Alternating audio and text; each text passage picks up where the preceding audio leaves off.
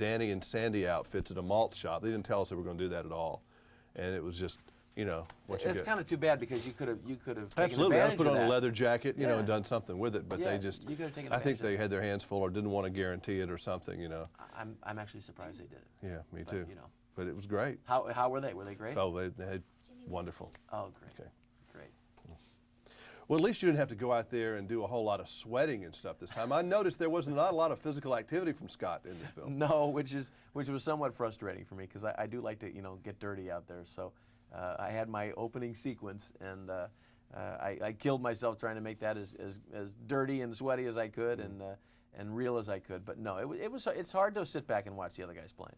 I don't know if the kids get it today, but it sure is. This time of year, when you smell the grass and go out to spring training or something, there is something really special about that. Did you get baseball fever while you were going on the set? Yeah, and of course we were shooting it last fall during the series and the playoffs and everything. So you'd be there all day, and then you'd go home and you'd try, you know, watch the game that night, and they were like, you know, hey Corbin, I think we can get to Atlanta for the playoff game tonight. What time's the plane leave? You know, no, we can't make it. You know, there was that energy was around. And But you know, a lot of people just aren't into baseball, because it doesn't have a clock. Yeah. It's one of the only sports that doesn't have a clock, and I think that's one of the great things about the sport. I think it is too. I think that's what, you know, some people hate that. Some people, you know, they want to know how long. They want to know how, you know, advertisers and networks and things want to know how long things are going to be. But I love that about it because I think, you know, it changes the whole atmosphere, and your whole experience isn't driven by a clock. And our lives are driven by clocks. Everybody's life now is driven by a clock. And you know, in football, you really do kind of watch it better on television, even if you're at the stadium.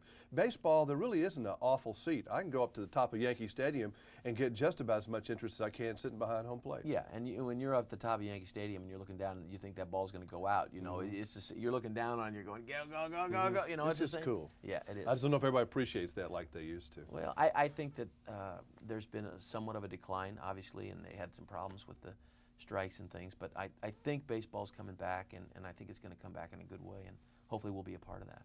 Also this time of year, you know, we're at a time now, Seinfeld's getting ready to end, and a lot of shows are wrapping up, some are going away forever.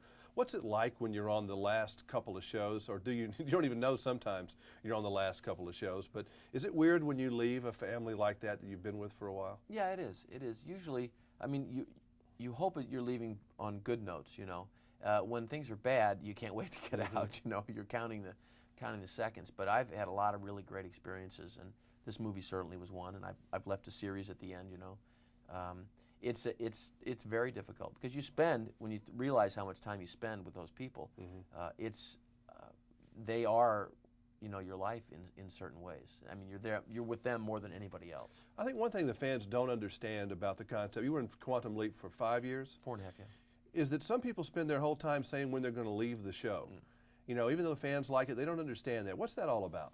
Well, I think, you know, it's sometimes, I don't think it's necessarily even driven by the actors. A lot of times it's driven by agents or managers or people that represent them saying, we've got this opportunity now we got to go. And, you know, it's like, how do you live and be happy where you are and happy with what you're doing?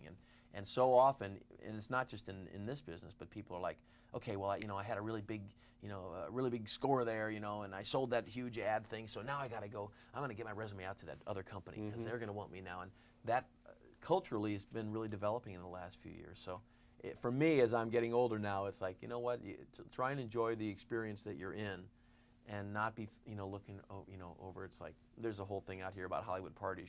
You're talking to somebody, but they're never talking to you. They're seeing who's coming in the room behind you, and it's like, what's that all about? Have the people out here that you deal with on a daily basis at work, the people in the movie business, have they all been kind of shocked, freaked out, stranged out, whatever the word is, about the whole Titanic phenomenon? I think it's still a surprise to everybody.